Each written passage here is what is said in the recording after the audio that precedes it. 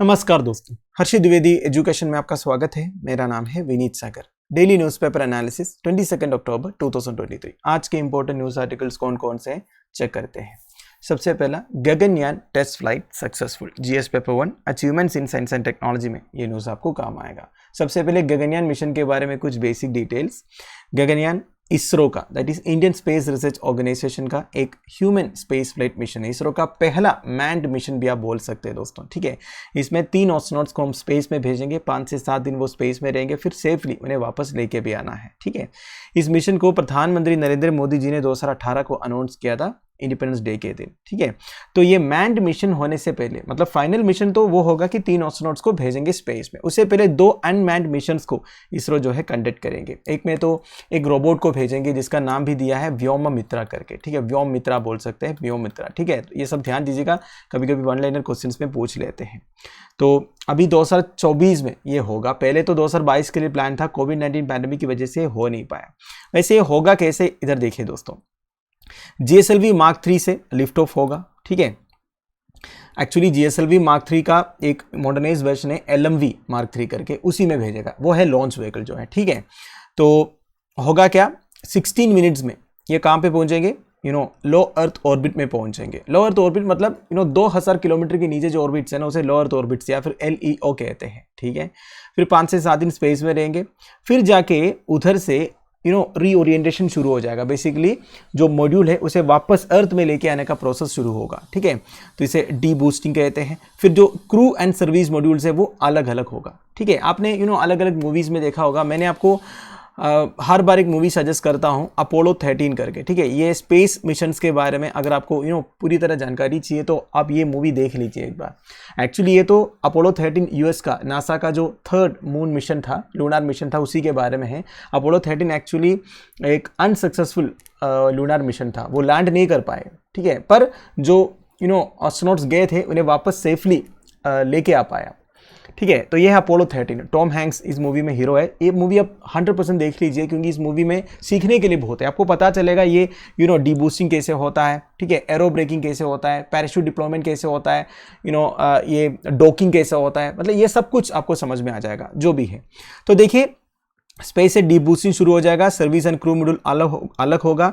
फिर जो crew module है दोस्तों, ये वापस अर्थ की तरफ आएंगे, ठीक है। तो एरो ब्रेकिंग होगा। बेसिकली देखिए, स्पेस से जब अर्थ का एटमॉस्फेयर में एंटर होगा ना, तो फ्रिक्शन की वजह से पूरा जो मॉड्यूल है वो उसमें आग पकड़ता है। पर देखिए क्या है, मॉड्यूल के बाहर हीट शील्ड रहता है, इस वजह से अंदर जो क्रू बैठे होंगे उन्हें कुछ नहीं होगा, ठीक है। तो जैसे अर्थ का पास में पहुंचेंगे तो पैराशूट डिप्लॉय होगा और अरेबियन सी में जाके ये स्प्लैश डाउन होंगे। ये प्लान है बेसिकली। तो जैसे अरेबियन सी में जाके टच करेंगे, हमारे नेवी के जो शिप्स है वो जाके उन्हें बचाएंगे। This is the plan actually. अगर ये सक्सेसफुली इंडिया कंडक्ट करेंगे, बेसिकली इसरो अगर कंडक्ट करेंगे, then India will be the 4th nation to launch a manned space flight mission. इससे पहले obviously US, Russia and China ने ये सक्सेसफुली कंप्लीट किया है। तो अब न्यूज़ क्या आया है दोस्तों, देखिए न्यूज़ ये है, इसरो का अनमैन्ड टेस्ट फ्लाइट कंप्लीट हुआ है, सक्सेसफुली कंप्लीट हुआ है। इसमें हुआ क्या था दोस्तों, देखिए इसमें हुआ यह था, एक लॉन्च व्हीकल के थ्रू एक मॉड्यूल को भेजा गया। बेसिकली वो मॉड्यूल है दोस्तों इमरजेंसी एस्केप सिस्टम मॉड्यूल। मतलब अगर लॉन्च के टाइम पर कुछ इमरजेंसी हो गया और जो एस्ट्रोनॉट्स हैं उन्हें बचना है, एस्केप करना है, उसके लिए एक escape system of crew module है, ठीक है। एस्केप सिस्टम है इमरजेंसी पर्पस के लिए, इमरजेंसी एस्केप सिस्टम इसे कहते हैं, उसे टेस्ट फ्लाइट किया गया, ठीक है। So the mission was conducted to test the efficiency of vehicles crew escape system, ठीक है। तो क्रू एस्केप सिस्टम का टेस्ट फ्लाइट सक्सेसफुली कंडक्ट हुआ है, which will be used in case astronauts need to eject in case of an emergency. तो अगर launch के time पर एस्ट्रोनॉट्स एजेक्ट करना चाहते हैं, मिशन को अबॉर्ट करना चाहते हैं, तो उन्हें बचने के लिए, एस्केप करने के लिए एक मॉड्यूल है, उसका टेस्ट फ्लाइट अभी सक्सेसफुली कंप्लीट। अगला है, national green tribunal takes suo motu action against rising air pollution in Delhi, GS paper 3 environment pollution में ये न्यूज़ आपको काम आएगा। देखिए दिल्ली में एयर पोल्यूशन की हालत क्या है आप सबको मालूम होगा। अगर दिल्ली में रहने वाले हैं आप में से कोई, तो आपको ठीक तरह पता होगा दिल्ली में पोल्यूशन कितना है। ये एयर पोल्यूशन की वजह से आजकल दिल्ली में विजिबिलिटी भी कम हो गया है दोस्तों। वैसे आपको ये भी पता होगा, दुनिया में the most polluted country capital जो है न्यू दिल्ली है, ठीक है। तो अब हुआ क्या है, नेशनल ग्रीन ट्राइब्यूनल जो है नोटिस इशू किया है दिल्ली के सेवरल अथॉरिटीज की तरफ। किस लिए, क्योंकि उन्होंने ग्रेडेड रेस्पॉन्स एक्शन प्लान को प्रॉपर तरीके से फॉलो नहीं किया। मतलब एयर पोल्यूशन को कंट्रोल करने के लिए एक GRAP इशू किया था, ग्रेडेड रेस्पॉन्स एक्शन प्लान। तो इसे कोई भी दिल्ली के अथॉरिटीज जो है प्रॉपर तरीके से फॉलो नहीं कर रहा है, जिसकी वजह से दिल्ली का एयर क्वालिटी इंडेक्स जो है डिटोरेट हुआ है। इस वजह से अब नेशनल ग्रीन ट्राइब्यूनल जो है सुओ मोटो नोटिस इशू किया है। सुओ मोटो का मतलब क्या होता है दोस्तों? एट ऑन सकोर्ड, मतलब अपने आप। देखिए, नेशनल ग्रीन ट्राइब्यूनल के पास जब कोई कंप्लेंट्स पहुंचते हैं ना एनवायरमेंट कंजर्वेशन से रिलेटेड या फिर एनवायरमेंट पोल्यूशन से रिलेटेड, तब जाके वो केसेस टेकअप करते हैं। आपको समझना है कि एनजीटी के पास अगर एक एनवायरमेंट कंजर्वेशन या प्रोटेक्शन से रिलेटेड केस पहुंचता है तो 6 महीने के अंदर उसे डिस्पोज करना होता है। एनजीटी का प्रिंसिपल बेंच दिल्ली में बैठते हैं, इसके अलावा और 5 रीजनल बेंचेस है जो अलग अलग मेजर सिटीज में है। इनका मेन ऑब्जेक्टिव है दोस्तों एनवायरमेंट कंजर्वेशन, एनवायरमेंट प्रोटेक्शन या फिर एनवायरमेंट पोल्यूशन जो हो रहा है इसके रिगार्डिंग केसेस वगैरह टेकअप करना, और स्पीडी डिस्पोजल चाहिए, 6 महीने के अंदर उसे डिस्पोज भी करना है। ये सब मैंने आपको पहले भी बताया है, इसलिए अभी ब्रीफली बता रहा हूं, ठीक है। तो एनजीटी अब सुओ मोटो एक्शन लिया है। सुओ मोटो मतलब एनजीटी के पास कोई कंप्लेन नहीं पहुंचा, उन्हें खुद पता चला कि जो GRAP है, ग्रेडेड रेस्पॉन्स एक्शन प्लान, जो एयर पोल्यूशन को कंट्रोल करने के लिए एक प्लान निकाला था, उसे दिल्ली के जो अथॉरिटीज है वो प्रॉपर तरीके से फॉलो नहीं कर रहा है। इसलिए क्या भेजा है? नोटिस भेजा है। नाउ वैसे ये एयर क्वालिटी इंडेक्स का मतलब क्या होता है? It is a number used by government agencies to measure the air pollution levels and communicate it to the population. तो बेसिकली एक सिटी का एयर पोल्यूशन लेवल्स कितना है, ठीक है, इसे असेस करने का या फिर मेजर करने का, और इसके बारे में पॉपुलेशन के साथ कम्युनिकेट करने का एक नंबर है दोस्तों, ये जो एयर क्वालिटी इंडेक्स है। अगर एयर क्वालिटी इंडेक्स ज्यादा है, इसका मतलब यह है कि पोल्यूशन ज्यादा है। मतलब जो पॉपुलेशन है उनमें सीवियर एडवर्स हेल्थ इफेक्ट्स होगा। तो एयर क्वालिटी इंडेक्स जो है एक प्रिस्क्राइब लिमिट के नीचे रखना है, पर ये हो नहीं रहा है। वैसे आप सोच रहे होंगे ये ग्रेडेड रेस्पॉन्स एक्शन प्लान मतलब क्या होता है? देखिए, it is a set of emergency measures that kick in to prevent further deterioration of air quality once it reaches a certain threshold in the Delhi NCR region. तो दिल्ली और national capital region जो है दोस्तों, उधर जब एयर पोल्यूशन एकदम peak में पहुंच जाता है, तो उस सिचुएशन को और फर्दर डिटोरेट नहीं करने के लिए कुछ इमरजेंसी मेजर्स लेना पड़ता है अथॉरिटीज को। इसे कहते हैं GRAP, graded response action plan. ये ग्रेडेड रेस्पॉन्स एक्शन प्लान को एक्चुअली सुप्रीम कोर्ट ने 2016 में अप्रूव किया था। अप्रूव तब किया था जब सुप्रीम कोर्ट में केस पहुंचा था, MC Mehta versus union of India. तो सुप्रीम कोर्ट ने ये GRAP नोटिफाई किया था 2017 में, ध्यान दीजिएगा, ठीक है। तो दिस इज वेरी इंपॉर्टेंट, ये केस भी आप ध्यान दीजिएगा। आपसे ऐसा भी क्वेश्चन पूछ सकते हैं MC Mehta versus union of India से, किससे रिगार्डिंग सुप्रीम कोर्ट की तरफ से ऑर्डर निकला था करके।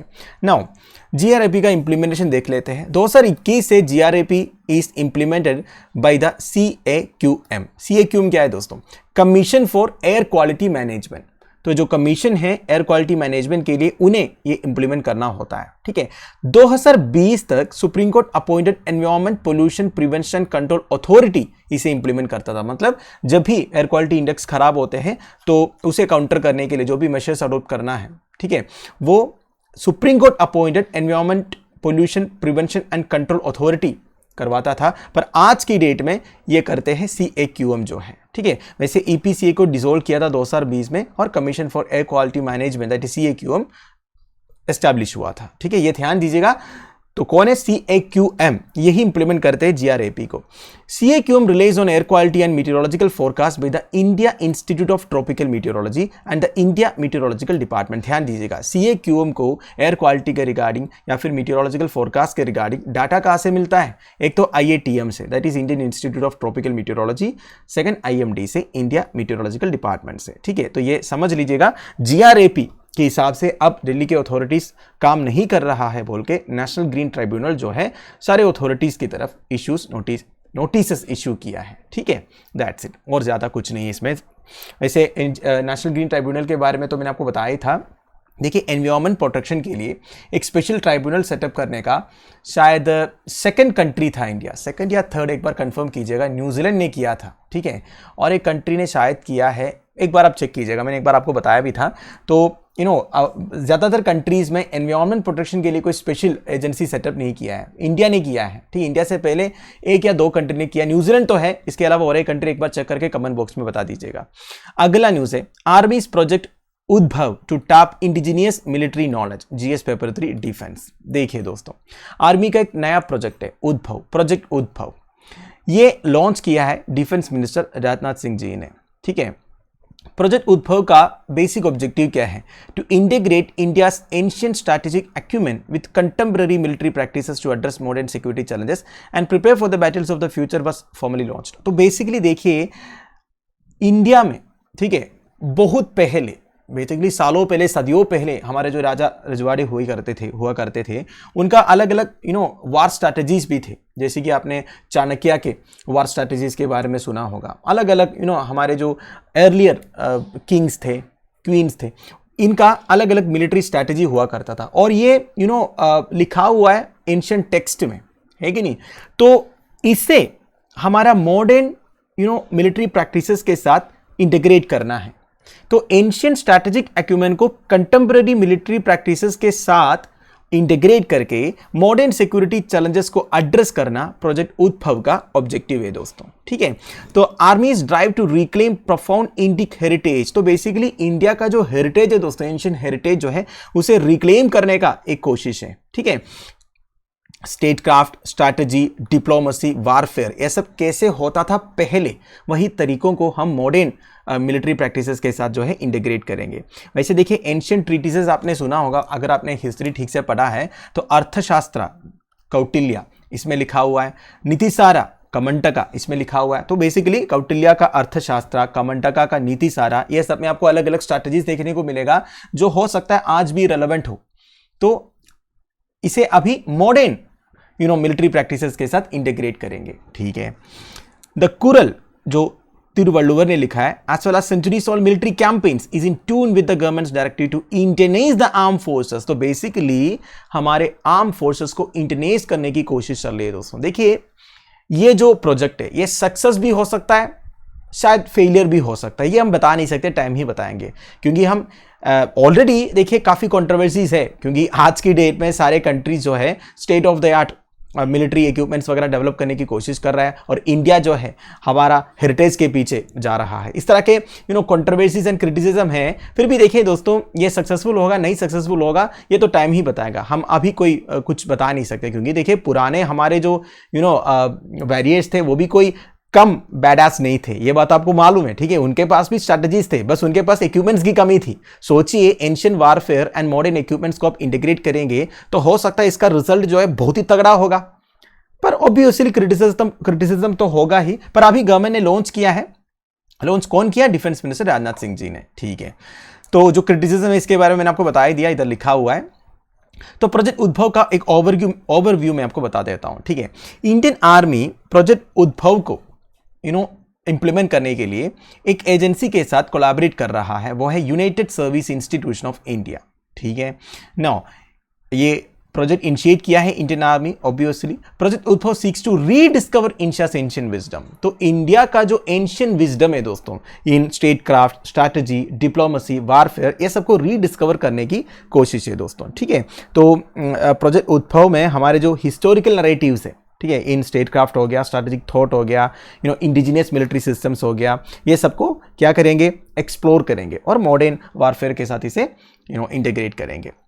इसमें सबसे इंपॉर्टेंट है दोस्तों कौटिल्य स्टडीज जो है। कौटिल्य का अर्थशास्त्र में वार स्ट्रैटेजीज के बारे में, डिप्लोमेसी के बारे में लिखा हुआ है, ये बात आपको मालूम है। ठीक है, so the project aims to bridge the gap between historical and contemporary knowledge. तो ऑलरेडी देखिए दोस्तों, काफी सारे पब्लिकेशंस वगैरह रिलीज हुआ है प्रोजेक्ट उद्भव के अंडर।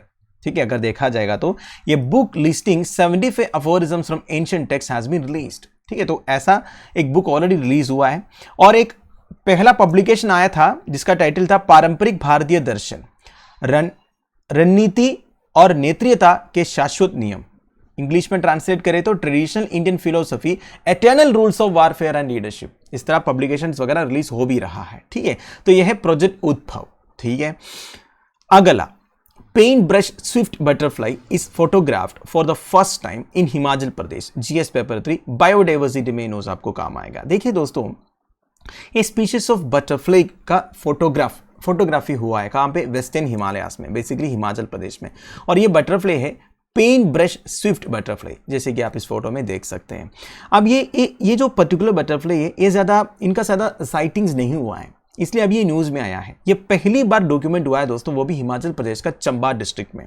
वैसे हिमाचल प्रदेश जो है दोस्तों करीब 430 बटरफ्लाई स्पीशीज़ को सपोर्ट करते हैं, या फिर इंडिया में जितने बटरफ्लाई स्पीशीज़ है उसका 25% जो है दोस्तों हिमाचल प्रदेश में आपको देखने को मिलेगा। और बटरफ्लाई कंजर्वेशन के लिए हिमाचल प्रदेश गवर्नमेंट जो है काफ़ी एक्शंस भी लिए हैं। ठीक है, now the pen brush swift, scientific name है बावरिस फारी, ये butterfly species of the Hesperiidae family was sighted and photographed in the second week of October this year during a field survey conducted under the Wild Bhatiyat project initiated by the Bhatiyat Forest Range of the Dalhousie Forest Division of Himachal Pradesh Forest Department in 2022. Now this is not so important, फिर भी मैं आपको बता देता हूँ। देखिए Himachal Pradesh forest department का Dalhousie forest division है। ठीक है, इस डिवीजन का एक भटियात फॉरेस्ट रेंज है। उस रेंज ने वाइल्ड भटियात प्रोजेक्ट करके एक प्रोजेक्ट इनिशिएट किया था, उसके अंदर एक फील्ड सर्वे हुआ था। इसी में ये पेन ब्रश स्विफ्ट बटरफ्लाई का साइटिंग हुआ है, उसे फोटोग्राफ भी किया है। ठीक है, वैसे इस स्पीशीज का डिस्कवरी काफी पहले हुआ था 1878 को, पर तब से लेके अब तक फोटोग्राफी नहीं हुआ था। ठीक है, this is the first time that they have photographed and documented it. It was first described by lepidopterist Frederic Moore. Lepidopterist मतलब क्या होता है, मतलब जो बटरफ्लाइज के बारे में स्टडी करते हैं ना, उन्हें लेपिडोप्टेरिस्ट बोलते हैं। लिख के रख दीजिएगा। ठीक है, now they have recorded and documented various uncommon butterfly species like the anomalous nawab, blank swift, tail jay, siren etc. अब देखिए दोस्तों, ये सारे बटरफ्लाइज का नाम है, नोट कीजिएगा। एक बार यूपीसी प्रीलिम्स में इस तरह कुछ बटरफ्लाइज का नाम दिया और सीधा ये पूछा ये सब क्या है, ये सब डियर्स है, ये सब बटरफ्लाइज है, ये सब कोई इंसेक्ट्स है, इस तरह के क्वेश्चन आया था। ठीक है, तो आपसे ऐसे पूछ सकते हैं अनोमलस नवाब, ब्लैंक स्विफ्ट, टेल जे, सायरन, ये सब क्या है। आप कंफ्यूज हो जाएंगे ना, अब तो हम डिस्कस करें इसलिए आपको पता है। ठीक है, नाउ वैसे अभी ये जो पेन ब्रश स्विफ्ट का फोटोग्राफी हुआ है, साइटिंग हुआ है, ये कहां पे हुआ है exactly? Lower hills of the Dhauladhar mountain range. ये सारे प्लेसेस का नाम भी इंपॉर्टेंट है, कहां पे आपको आइडिया मिल रहा है ना, तो इसलिए मैं ये सब आपको कह रहा हूं। वैसे ये जो पेन ब्रश स्विफ्ट का habitat distribution north east, central and south India में है और उत्तराखंड में भी रेयरली दिखते हैं। ठीक है, नाउ इस बटरफ्लाई पॉपुलेशन का डिक्लेन आजकल हो रहा है। ऑब्वियसली दोस्तों सारे स्पीशीज का पॉपुलेशन में डिक्लेन हो रहा है, मेजॉरिटी ऑफ स्पीशीज का। इसका रीजन ये है, एक तो हैबिटेट लॉस हो रहा है, डेवलपमेंटल एक्टिविटीज की वजह से, इंफ्रास्ट्रक्चरल एक्टिविटीज की वजह से आजकल इन सब का हैबिटेट जो है डिस्ट्रॉय हो रहा है, इस वजह से इनका पॉपुलेशन डिक्लेन हो रहा है। And scarcity of larval host plants, इनका जो लार्वे है दोस्तों उसे होस्ट करने के लिए प्लांट्स की कमी है। इसके अलावा आजकल पेस्टिसाइड यूज जो है ज़्यादा हो रहा है, डिफॉरेस्टेशन ज़्यादा हो रहा है, क्लाइमेट चेंज ज़्यादा हो रहा है। इस वजह की ये सारे रीजंस की वजह से हैबिटेट लॉस हो रहा है बटरफ्लाइज का, जिसकी वजह से उनका पॉपुलेशन डिक्लाइन हो रहा है। तो समझ गए, तो हमने कुछ इंपॉर्टेंट बटरफ्लाई स्पीशीज के बारे में देखा जो हिमाचल प्रदेश में दिखते हैं। पेन ब्रश स्विफ्ट, अनोमलस नवाब, ब्लैंक स्विफ्ट, टेल्ड जे, सायरन एक्सेट्रा। अब हम कुछ स्टेट बटरफ्लाइज के बारे में डिस्कस करेंगे दोस्तों। देखिए हमारे देश में 7 स्टेट्स ने अपने स्टेट बटरफ्लाइज को डिक्लेयर किया है। कौन कौन से स्टेट्स हैं? One is Maharashtra. महाराष्ट्र का स्टेट बटरफ्लाई है ब्लू मॉर्मोन। वैसे महाराष्ट्र पहला स्टेट है दोस्तों जो अपना स्टेट बटरफ्लाई को डिक्लेयर किया था, ब्लू मॉर्मोन, ध्यान दीजिएगा। उत्तराखंड का है कॉमन पीकॉक, कर्नाटका का है सतर्न बर्ड विंग्स। वैसे सतर्न बर्ड विंग्स जो है largest butterfly seen in India है, ध्यान दीजिएगा। केरला का है मलाबार बैंडेड पीकॉक, तमिलनाडु का तमिल योमैन, अरुणाचल प्रदेश का केसर ई हिंद, गोवा का Malabar tree nymph, black and white wing pattern है इसका। अब देखिए ये जो अरुणाचल प्रदेश का केसरी हिंद है दोस्तों, ये तो काफी न्यूज में आया था 2 साल पहले। इसके बारे में थोड़ा डिटेल में बता देता हूं। देखिए ब्राइटली कलर्ड है, जैसे कि आप देख ही सकते हैं दोस्तों। ये ट्री टॉप लेवल में फ्लाई करते हैं दोस्तों, ठीक है। उधर से डिसेंड होकर लो वेजिटेशन में भी आके बैठ जाते हैं, ठीक है। स्ट्रॉन्ग मॉर्निंग सनलाइट इन्हें बहुत पसंद है। 6 स्टेट्स में ये ज्यादातर दिखते हैं, Nepal, Bhutan, Myanmar, Laos, Vietnam and southern China में आपको केसरी हिंद देखने को मिलेगा। इसका प्रोटेक्शन स्टेटस देखिए wild life protection act of 1972 का शेड्यूल 2 में है। इसका मतलब है इनकी पॉपुलेशन में ज्यादा कोई डिक्लाइन नहीं हुआ। शेड्यूल 1 में होता तो टॉप मोस्ट प्रोटेक्शन था। IUCN international union of conservation of nature का स्टेटस क्या है? नियर थ्रेटन्ड है, मतलब थोड़ा बहुत थ्रेटन्ड है ये, ठीक है। तो अरुणाचल प्रदेश का स्टेट बटरफ्लाई दोस्तों केसरी हिंद जो है, ठीक है। अब अगला, Dogra architecture gets a revival at JNK's Maharajganj. GS paper 1 Indian heritage conservation में न्यूज आपको काम आएगा। देखिए, जम्मू एंड कश्मीर का श्रीनगर में स्मार्ट सिटी मिशन प्रोजेक्ट चल रहा है। तो ये स्मार्ट सिटी मिशन प्रोजेक्ट के अंडर एक रिवाइवल प्रोग्राम चल रहा है दोस्तों। बेसिकली जम्मू एंड कश्मीर के जो हिस्टोरिकल बिल्डिंग्स वगैरह है या फिर हिस्टोरिकल कंस्ट्रक्शंस वगैरह है उसे रिवाइव करने की कोशिश है। तो उसमें से एक है दोस्तों श्रीनगर का महाराजगंज मार्केट। ठीक है, महाराजगंज मार्केट को एक्चुअली एस्टैब्लिश किया था महाराजा रणबीर सिंह। ठीक है, ये गंज मार्केट जो है ये कश्मीर का ट्रेड एंड कॉमर्स के लिए काफी फेमस था, पर पिछले कई डिकेड से महाराजगंज मार्केट की स्थिति जो है उतना अच्छा नहीं है दोस्तों। तो उसे रिवाइव करने वाला है ये स्मार्ट सिटी मिशन प्रोजेक्ट के अंडर। और ये कौन करेगा? ये करेंगे Srinagar smart city limited and the Kashmir chapter of Indian national trust for art and cultural heritage, that is INTACH. ये दोनों ने कोलैबोरेट करके कश्मीरी आर्किटेक्चर को रिवाइव करेंगे। ठीक है, चलो 1947 से पहले ये जो महाराजगंज मार्केट है दोस्तों, उधर काफी सारे ट्रेडर्स आते थे दूर दूर से, लाइक अमृतसर से, लाहौर से, कराची से, रावलपिंडी से, इवन सेंट्रल एशिया में से भी ट्रेडर्स पहुंचते थे महाराजगंज मार्केट में। ठीक है, and the market also facilitated the export of prized items from Kashmir including saffron, shawls, pepper and fruits. देखिए, कश्मीर के Kashmiri saffron, shawls, pepper and fruits जो है आज भी फेमस है। पश्माना शॉल्स के बारे में आपने सुना होगा, कश्मीरी सफ्रोन के बारे में आपने सुना होगा, ये सबको जीए टैग भी मिला हुआ है। ठीक है, तो बहुत पहले क्या होता था, ये महाराजगंज मार्केट में से इन सारे प्राइज्ड आइटम्स के एक्सपोर्ट भी होता था। ठीक है, वैसे महाराजागंज मार्केट का लोकेशन कहाँ पे है दोस्तों? Along the banks of Jhelum river, ये भी आप ध्यान दीजिएगा।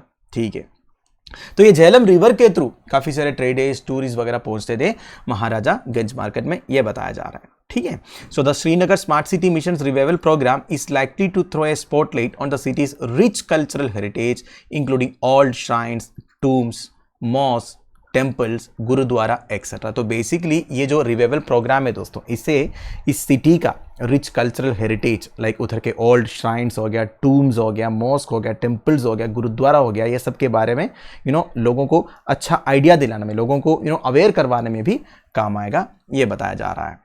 तो आपके लिए इसमें इंपॉर्टेंट क्या है? प्रीलिम्स के पर्सपेक्टिव में काफी इंपॉर्टेंट पॉइंट्स आपको मिल जाएगा। एक तो ये जो महाराजागंज मार्केट है, ठीक है, काफी फेमस जगह थी और महाराजा रणबीर सिंह ने इसे एस्टैब्लिश किया था, एंड ये लोकेटेड कहाँ पे है? झेलम रिवर में लोकेटेड है। ये जो रिवाइवल प्रोग्राम चल रहा है, इसे कौन इंप्लीमेंट कर रहा है? श्रीनगर स्मार्ट सिटी लिमिटेड और Indian national trust for art and cultural heritage. ठीक है, इसका कश्मीरी चैप्टर जो है वही करेंगे। Now Indian national trust for art and cultural heritage के बारे में भी कुछ डिटेल्स में आपको बता देता हूं। ये बेसिकली एक नॉन प्रॉफिट चैरिटेबल ऑर्गेनाइजेशन है दोस्तों। ठीक है, कोई गवर्नमेंट ऑर्गेनाइजेशन नहीं है, ध्यान दीजिएगा। And it is registered under the societies registration act of 1860। 2007 में यूनाइटेड नेशंस इंटैक को एक स्पेशल कंसल्टेटिव स्टेटस प्रोवाइड किया था with United Nations economic and social council. देखिए, यूनाइटेड नेशंस का जो इकोनॉमिक एंड सोशल काउंसिल है दोस्तों, इन्होंने एक स्पेशल कंसल्टेटिव स्टेटस प्रोवाइड किया है इंटैक को, क्योंकि देखिए ये कंट्रीज के rich art and cultural heritage को कंसर्व करने में काम करते हैं। ठीक है, हिस्ट्री अगर देखेंगे, ये फाउंड हुआ था 1984 में न्यू दिल्ली में। इनका ऑब्जेक्टिव है create a membership organisation to stimulate and spearhead heritage awareness and conservation in India. तो बेसिकली हमारे जो हेरिटेज है उसे कंसर्व करना कितनी जरूरी है, इसके बारे में अवेयरनेस फैलाना और कंजर्वेशन भी करना, ये इनका विजन एंड ऑब्जेक्टिव है। 1984 से इंटैक जो है, they have pioneered the conservation and protection of India's natural and cultural heritage and is today the largest membership organization in the country dedicated to conservation। ठीक है, तो 1984 से इन्होंने अपने आप को डेडिकेट किया है India's natural and cultural heritage को कंसर्व करने के लिए, प्रोटेक्ट करने के लिए, और आज की डेट में ये लार्जेस्ट मेंबरशिप ऑर्गेनाइजेशन है दोस्तों देश में जो कंसर्वेशन के लिए डेडिकेटेड है, rich cultural and heritage things को। ठीक है, so that's it. Now science and technology से रिलेटेड दो इंपॉर्टेंट न्यूज़ है दोस्तों। ठीक है, एक एवियन इन्फ्लुएंजा से रिलेटेड है, डिस्कस करेंगे, फिर लॉन्ग कोविड पैथोजेनेसिस के बारे में है। ठीक है, देख लेते हैं। देखिए, लॉन्ग कोविड का मतलब क्या होता है दोस्तों? मतलब Covid virus, corona virus infect होने के बाद उसका जो सिम्टम्स वगैरह है, ठीक है, इन्फेक्शन वगैरह बहुत टाइम तक अगर किसी में प्रिवेल कर रहा है, ठीक है, ऐसा लोग है जो आज भी सफर कर रहा है, इसे आप लॉन्ग कोविड बोल सकते हैं। ठीक है, तो ये लॉन्ग कोविड होने का रीजन क्या है, ये साइंटिस्ट ने अभी डिस्कवर किया है, इसके बारे में न्यूज़ है दोस्तों। प्रीलिम्स के पर्सपेक्टिव में एक इंपॉर्टेंट टर्म आपको इधर से मिल जाएगा। मतलब साइंटिस्ट का कहना है reduced serotonin levels is associated with long Covid. तो लॉन्ग कोविड का कारण है दोस्तों रिड्यूस्ड सेरोटोनिन लेवल्स। ठीक है, सेरोटोनिन क्या है आप पूछेंगे मेरे से। सेरोटोनिन बेसिकली एक केमिकल है दोस्तों, ठीक है, जो हमारे शरीर के अंदर प्रोड्यूस होता है। It helps in transmitting messages between nerve cell in the brain and throughout the body. ठीक है, it is produced in intestines and brain. तो समझ लीजिएगा सेरोटोनिन एक केमिकल है जो nerve cells in the brain and दूसरे parts of the body में मैसेजेस को ट्रांसमिट करने में मदद करते हैं। आपको मालूम है दोस्तों, हमारा जो मेन कॉल सेंटर वो ब्रेन है। ब्रेन सारे सिग्नल्स भेजते हैं। अगर मैंने एक ग्लास पानी देखा तो मुझे वो पीना है, तो मेरा हाथ उठना चाहिए, तो वो सिग्नल एक्चुअली ब्रेन से चला जाता है ना। तो नर्व सेल्स के थ्रू ये सारे मैसेजेस जो है ट्रांसमिट होता है। तो ये सेरोटोनिन एक ऐसा केमिकल है दोस्तों, इन मैसेजेस को ट्रांसमिट करने में मदद करता है।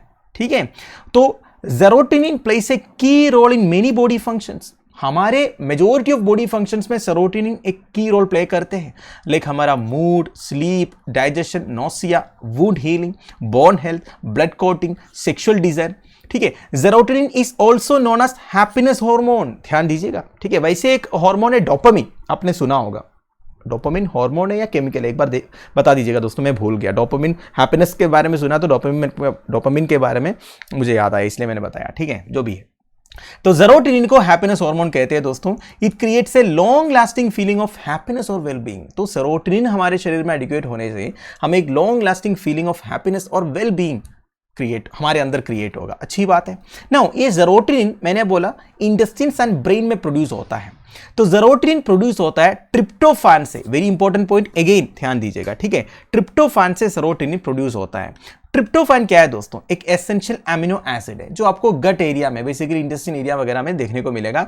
तो ये एमिनो एसिड से ही, बेसिकली ट्रिप्टोफैन जो एमिनो एसिड है, इससे ही सेरोटोनिन प्रोड्यूस होता है। ठीक है, regular exercise and body movement are the most commonly known way to release tryptophan and stimulate serotonin. तो देखिए दोस्तों, रेगुलरली एक्सरसाइज करो, बॉडी को मूव करते रहो, तब जाके ट्रिप्टोफैन जो है, ठीक है, ये सेरोटोनिन को रिलीज करेंगे। अगर आप ऐसे ही बैठे रहेंगे तो कुछ नहीं होगा। तो जितना आप एक्सरसाइज करेंगे उतना ज्यादा सेरोटोनिन रिलीज होगा, जितना आप बॉडी मूवमेंट करेंगे उतना ज्यादा सेरोटोनिन रिलीज होगा और आपको हैप्पीनेस फील होगा, आपका वेल बीइंग होगा।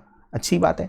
तो जो एक्सरसाइज वगैरह करते हैं, दौड़ते हैं, भागते हैं, वो खुश रहने का रीजन भी यही हो सकता है। ठीक है, अदर फैक्टर्स भी है जिसकी वजह से सेरोटोनिन रिलीज होता है, जैसे कि ब्राइट लाइट के साथ अपना एक्सपोजर हो गया, या फिर एंटी इंफ्लेमेटरी फूड्स आपने कंज्यूम किया। ठीक है, नाउ एक इंपॉर्टेंट पॉइंट जो शायद आप लोगों के लिए इंपॉर्टेंट है, love can also affect serotonin levels. प्यार, ठीक है, प्यार की वजह से भी सेरोटोनिन लेवल्स में फर्क हो सकता है। For men serotonin levels decrease in response to a romantic relationship. अब देखिए दोस्तों, मेन जो है, मेन में क्या होता है, सेरोटोनिन लेवल्स डिक्रीज होता है जब वो रोमांटिक रिलेशनशिप में आते हैं। ठीक है, तो प्यार करने से हमारा सेरोटोनिन लेवल जो है डिक्रीज होगा।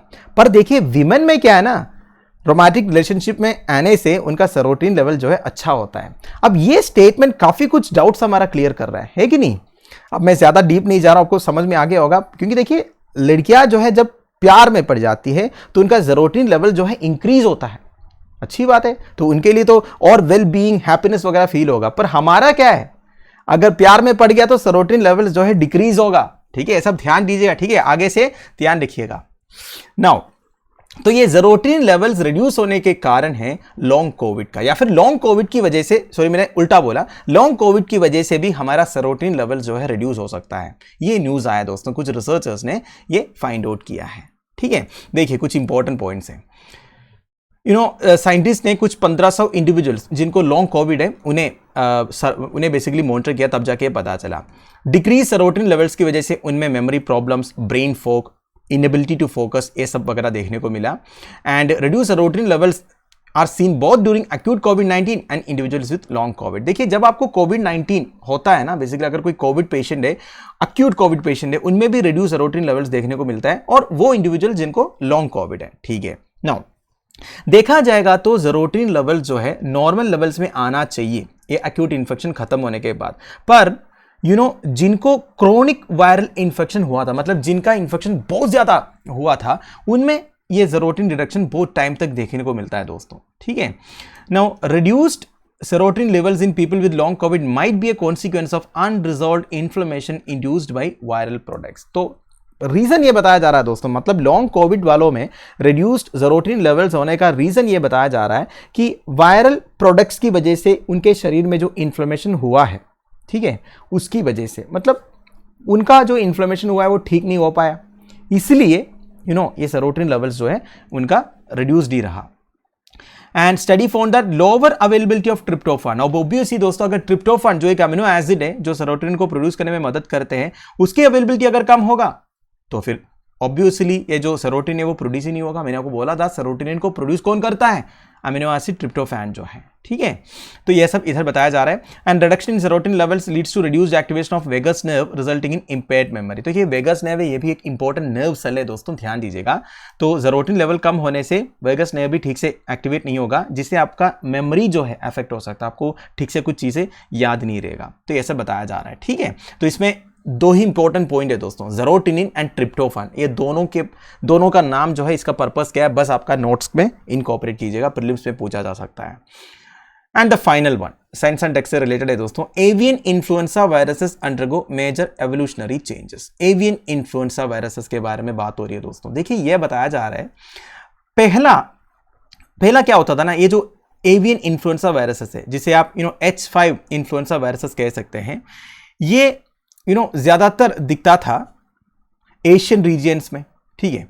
एंड मतलब एशियन रीजियंस में सबसे ज्यादा ये रिपोर्ट होता था. पर आजकल ये जो इन्फेक्शन है अफ्रीकन कंट्रीज में, यूरोपियन कंट्रीज में भी देखने को मिला है. मतलब एवोल्यूशनरी चेंजेस की वजह से इनका एपी सेंटर जो है, वायरस का जो एपी सेंटर आप कह सकते हैं, जहां पे सबसे ज्यादा ये दिखता है, ये चेंज हो रहा है. आजकल parts of Africa and Europe में ये दिख रहा है दोस्तों, ठीक है. 2021 के बाद ये जो स्प्रेड है ये देखने को मिल रहा है. Highly pathogenic avian H5N1 virus activity has intensified globally since 2021, infecting and killing increasing numbers of wild birds and poultry as well as posing risk to mammals. अब देखिए ये जो H5N1 वायरस है दोस्तों, ये 2020 के बाद बहुत ज़्यादा स्प्रेड हुआ है, जिसकी वजह से wild numbers, increase numbers of wild birds का डेथ हुआ है, पोल्ट्री का डेथ हुआ है, और इवन मैमल्स इंक्लूडिंग ह्यूमंस को भी ये इन्फेक्ट होने लगा है दोस्तों. H5N1 वायरस जो है सबसे पहली बार इमर्ज हुआ था चाइना में, ठीक है. और अलग अलग HN वायरसेस है, ये H5N1 है, H1N1 है, ये मतलब N1, N2, N2, N3 ऐसे आपने सुना होगा, इसके बारे में मैं आपको बताऊंगा, ठीक है. वैसे ठीक है, तो ये आर्टिकल में बस यही बता रहा है, ये जो वायरसेस है ये मेजर एवोल्यूशनरी चेंजेस के थ्रू गुजर रहा है, ठीक है. नाउ इससे रिलेटेड कुछ इंपॉर्टेंट पॉइंट्स मैं आपको बताना चाहता हूं दोस्तों. देखिए सबसे पहले ये जो HN वायरसेस है, एवियन इन्फ्लुएंजा वायरसेस है, ठीक है, इसमें 2 प्रोटीन्स रहते हैं. ये प्रोटीन के हिसाब से इनका अलग अलग नाम हो जाता है दोस्तों, ठीक है. अब ये प्रोटीन्स है HNN. H का मतलब है हेमाग्लूटिनिन और H प्रोटीन्स, वेरास N क्या है, न्यूरामिनिडेस और N प्रोटीन्स. अब ये जो H प्रोटीन्स है इसे कैटेगराइज किया हुआ है H1 से लेके H16 तक, ठीक है, 16 नंबर्स का है. न्यूरामिनिडेस जो है इसे कैटेगराइज किया हुआ है N1 से लेके N9 तक.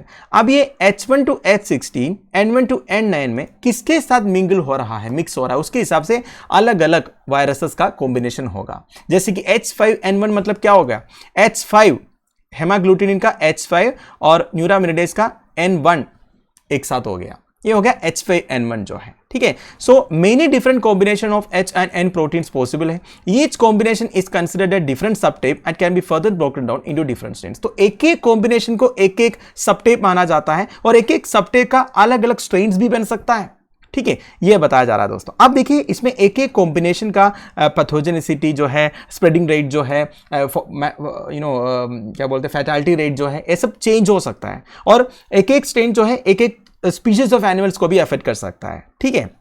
नाउ अब देखिए highly pathogenic avian influenza viruses in poultry are usually H5 और H7 subtypes of type A influenza, although low pathogenic forms of these are H5 and H7 viruses also exist. अब देखिए H5 and H7 subtype जो है type A influenza में आता है, ये सबसे ज्यादा पोल्ट्री को अफेक्ट करता है, बताया जा रहा है. मुझे मालूम है आप थोड़ा सा कंफ्यूज हो गया होगा, अब आपका कंफ्यूजन मैं अभी दूर करता हूं. देखिए दोस्तों 4 टाइप्स ऑफ इन्फ्लुएंजा वायरसेस होते हैं, जिसे आप influenza A, influenza B, influenza C, influenza D करके कैटेगराइज कर सकते हैं, ठीक है। इसमें इन्फ्लुएंजा ए एंड बी जो है दोस्तों, दो टाइप्स ऑफ इन्फ्लुएंजा है जो एपिडेमिक सीजनल इन्फेक्शंस कॉज करते हैं हर साल में। देखिए अखबार में आप अक्सर पढ़ते होंगे, मतलब एक सीजन में न्यूज़ आता है कि बर्ड फ्लू आ गया, केरला में फ्लू आ गया, जिसकी वजह से बहुत सारे पोल्ट्री डक्स एंड चिकन्स जो है वो मर गए, नहीं तो इनका कलिंग किया मतलब क्या होता है, मतलब अगर इन्फेक्टेड हो गया तो उन सबको साइड में रख के, मतलब उनको अलग करके मार देते हैं, नहीं तो फिर बाकी जितने बर्ड्स है वो सब अफेक्ट हो जाएगा। ये जो सेलेक्टिव स्लॉटरिंग होता है एनिमल्स एंड बर्ड्स का, इसे कलिंग कहते हैं, CULLING, ठीक है। जो कुछ भी याद आ रहा है मैं आपको बता रहा हूँ, आपके एग्जामिनेशन पर्सपेक्टिव में इंपॉर्टेंट हो सकता है, ठीक है। तो influenza A and B virus, two types of influenza जिसे एपिडेमिक सीजनल इन्फेक्शंस होता है हर साल। इन्फ्लुएंजा सी जो है दोस्तों मेनली ह्यूमंस में होता है, ठीक है, और ह्यूमंस के अलावा डॉग्स एंड पिग्स में भी, ठीक है, देखने को मिलेगा, पिग्स का, और एक नाम है स्वाइन जो है, ठीक है। इन्फ्लुएंजा डी कैटल में ज़्यादा आपको देखने को मिलेगा, ठीक है। अभी तक ये ह्यूमंस में इलनेस कॉज नहीं किया है, अभी तक नहीं किया है, आगे पता नहीं होगा नहीं होगा। Now avian influenza type A viruses मतलब क्या होता है, जिसके बारे में हम डिस्कस कर रहे थे। एवियन मतलब क्या होता है, जो फ्लाई कर सकता है, ठीक है।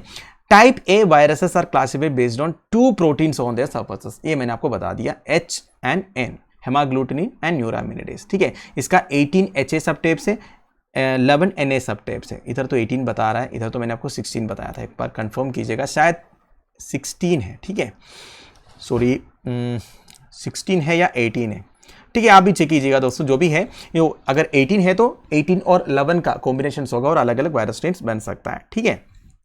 तो सेवरल कॉम्बिनेशन है दो प्रोटीन्स का, like H5N1, H7N2, H9N6, H17N10, H18N11, तो इसे तो यही दिख रहा है दोस्तों 18 सबटाइप्स है, 16 नहीं 18 है, ठीक है।